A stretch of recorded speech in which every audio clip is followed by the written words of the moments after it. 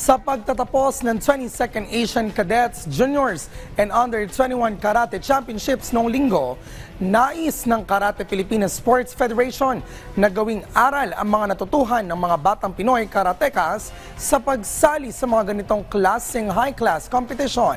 Si Paulo Salamatin sa detalye. Rise and shine, Paulo.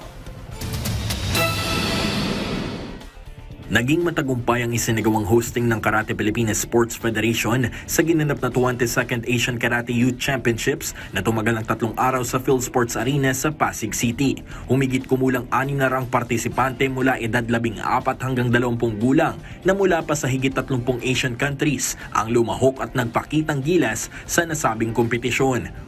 Opisyal lang nagtapos ang 22nd Asian Karate Youth Championships na kung saan nagsilbi itong magandang exposure para sa mga atletang Pinoy na hindi pa nakakaranas sa mga ganitong klaseng high-class competitions. Kasi mahirap yung ang umalis lang, national team lang lagi. So ngayon nakita na nila, ganito pala ang international, ganito pala ang standard. That is the main goal. Ikinatuwa naman ng 2 batang karateka athletes at aspiring national team members na sina Sebastian Manyalak at Alex Servan na kapwa medalist sa kompetisyon ang nakuhang experience katapat ang mga pambato ng ibang bansa. Magandang experience po siya, lalo na sa amin na bata. Natatry namin sumali sa mga ganito kahit 15 pa lang kami. Pag naka-step ka po ng podium dito, parang binuhat mo po yung bansa mo. Ganun po yung pakiramdam. Nakitaan din ang presensya ang ilan sa mga senior members ng National Karate Team na sina 2-time Southeast Asian Games gold medalist Jamie Lim at current national coach ng Philippine Karate Team na si Sonny Montalvo.